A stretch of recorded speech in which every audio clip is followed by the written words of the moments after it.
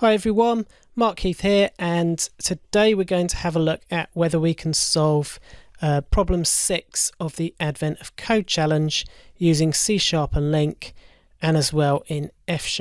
So let's have a look at day 6's challenge. And I was hoping this would be a nice and easy one because today is my day off doing programming.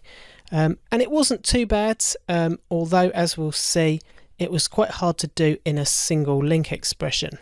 So what have we got to do today? Well, basically we've got this massive array of 1,000,000 Christmas lights in a 1000 by 1000 grid, and we've got some instructions for which ones to turn on and turn off. So if we get an instruction saying turn on from 0,0 to 999,999, that means turn on every light. We can also get instructions telling us to turn off sections of the lights, and we can also get instructions to toggle them. So if they were on, turn them off, and if they were off, turn them on. So that's a fairly simple problem. Let's head over to LINQPad and have a look at the C# code I wrote for it. And once again, I've got all of my input already copied in. Again, there's loads and loads of instructions for turning on various lights. And this time, as you can see here, I learnt my lesson from last time and remembered that regular expressions would be useful. So I've got a little regular expression here that parses which of the 3 commands it was, and then picks out the coordinates of the starting position, X and Y, and the coordinates of the ending position, X and Y. And probably this could be improved, this regular expression. It's not really my strong point. But what we need to do is to get hold of all of these instructions, parse them into a better form, and we can do that by splitting our instruction string on new line and then using this regular expression to match on each line. And with .NET we have this groups property that will give us information on all of the things that matched inside these parentheses. And one thing you've got to remember when you're using regular expression groups is that group 0 will return the whole string, whereas you need to start at group 1 to find the first match, and 2, 3, 4, 5 and so on. And so basically I take the output of my regular expression and turn that into an anonymous object with the action to be performed, turn on, toggle or turn off, and the coordinates of the starting position and the ending position in the range of lights that we need to change. Now you can see here, by the way, that I have got a commented out dump call. This is something that LINQPad offers. When you say dump, it writes out the output to the LINQPad result window, but you can do that in the middle of a LINQ pipeline. So if something's going wrong and you're not sure where the problem is in the middle of a long and complicated LINQ pipeline, you can just add a .dump in the middle of it, and when we run it, we'll see that LINQPad it won't necessarily show all the items if it's a long sequence, but it'll show us the first however many items, showing the action and the starting and ending positions that we've parsed out. So let me comment that out. But having parsed the instructions, I then need to flatten that list. So what I actually want is a list of instructions and one light position. And so we do that in LINQ with the select many call, and basically we're using enumerable.range to work out the range of X and Y positions of lights that we need to sort out. And I'm using the LINQ query expression syntax where we put 2 froms in a row, which is kind of another select many nested within a select many. And this allows me to basically select out the action and the individual light for every light in that range. One thing you've got to remember with enumerable.range that you're not passing in a from and to value, you're passing in a starting number and a count. So to work out the count, it's the end position minus the start position plus 1. And that was a mistake I made early on. So that gives me all of the instructions flattened. So basically I've now got a list of turn on, turn off or toggle and individual light positions. And then I need to apply the instructions, and basically at this stage I wasn't trying to do everything in a single link expression. We'll have a look at doing that later. But what I did was I just set up an array of booleans, 1000 by 1000. We could save memory, I guess, by using a collection of bits, but I just decided it didn't really matter in this case. And then for each of the flattened instructions, if the action is turn on, then we'll set that index to true, turn off, set it to false, and toggle, set it to the opposite of what it was. And so now our lights are all in the correct state, and we need to count how many that are on. And once again, we can iterate through these lights by using enumerable.range to get the index of every single light. And if the light is on, I select the number 1, and then I just sum all of those numbers together. I could, I guess, have done a dot count here as well, which would have worked just as well. Okay, so that's the first part of the problem solved. Not perhaps the most elegant, but it certainly works. Let's have a look at what the second part of the problem is, and we'll also look at whether we could have solved this in a single link expression.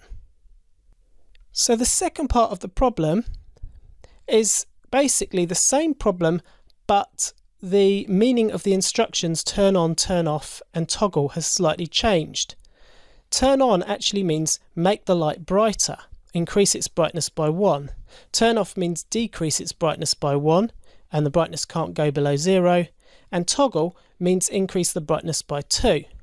So now, instead of an array of booleans, we're going to need an array of integers to track how bright all our lights are. But apart from that, it's fairly similar. And in fact, because I did a dot sum at the end of part 1, the solution is actually going to be more or less using the same technique.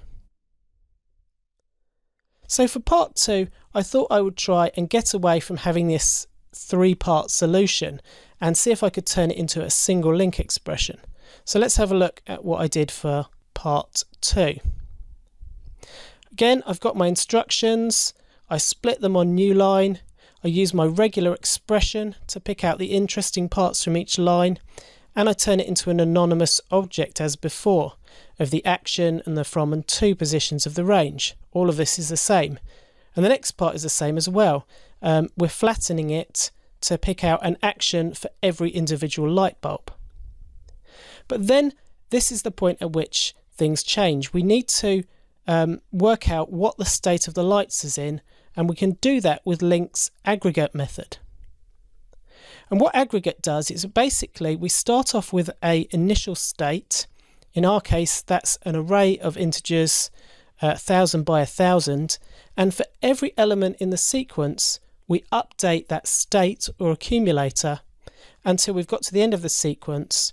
We've got an accumulator that's calculated from everything in the sequence.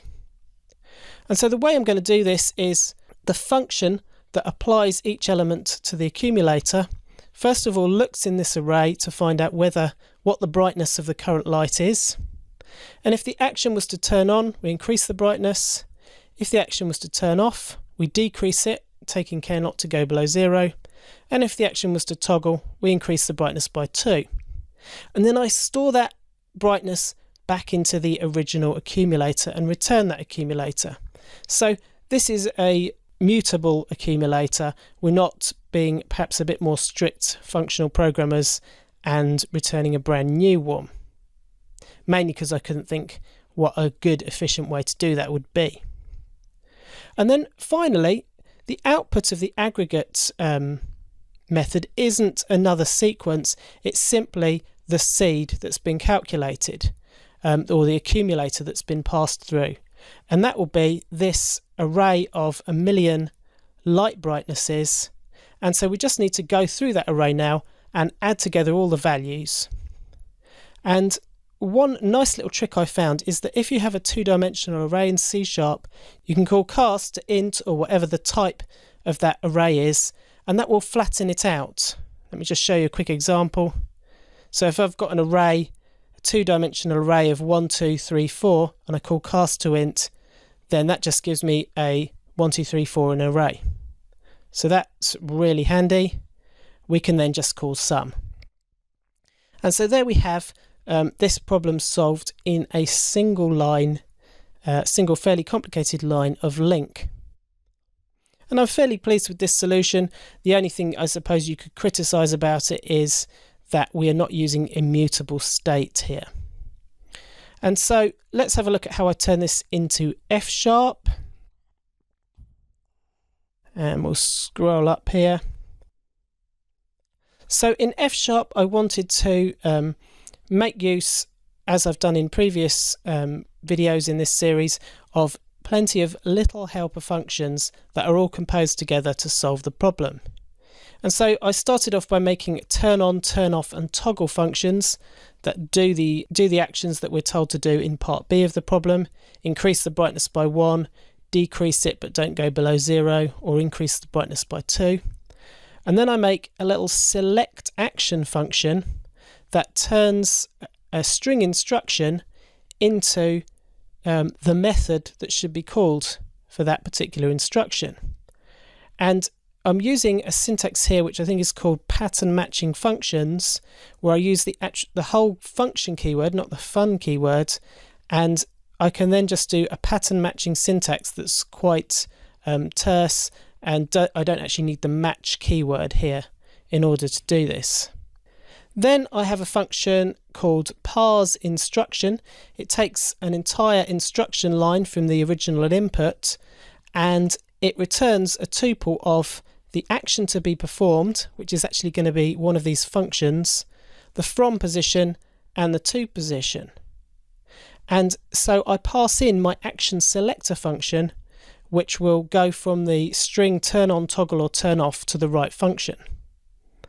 And all the rest of it is pretty much the same as what you saw in the C#, apart from I'm using tuples in F# rather than anonymous objects, which I used in C#. I don't really like using tuples in C#. I think the syntax is really clumsy and cumbersome, but in F# it's much easier to work with, and hopefully in a future version of C# they may make tuples actually useful. Okay, so the next little helper function I've got is called expand positions, and so if I've got a starting and an ending position, that's simply going to return all of the individual light bulbs in that range, and I'm using a sequence expression to do that. And then finally, or almost finally, I've got this apply action method. That takes the accumulator, which is going to be a two-dimensional array, and the action and the position of the light bulb to perform that action on, and then here we're just running that action, so changing the brightness on the current value of that light bulb and storing it back in the accumulator. And here I am using the naughty operator in F#. I haven't managed to make this use immutable state. So finally, this allows me to piece together the same pipeline that we had in C#, and I've put this in a calculate function. We pass in our action selector and all of the input, and then we make our two-dimensional state array, which you have to use in F#. You have to use this array2d.create, give it the size of each dimension and the value of each element. And then we can split our input, parse each of the instructions, and then a select many in F# is done with what's called a collect. And so for each of the instructions in the original file, we use a seek.collect to turn that into the action and the position of each individual light bulb. And this part of my my F# I think could probably be made a bit more concise. And so if you're an F# guru, maybe you can let me know in the comments how I could improve on this. Then, as we did in C#, we called the aggregate method. In F#, it's the fold method. So we go through every element in the sequence and we apply it using an apply function to our state. The state is the empty array, and the apply action is the one that we just looked at that changes the brightness of that light bulb.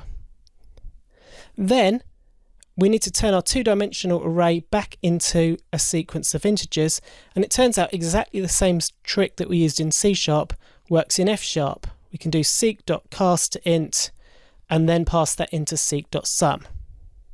And this means I can finally call my calculate function with the selector that turns a string into the action method to be run and the full instructions list.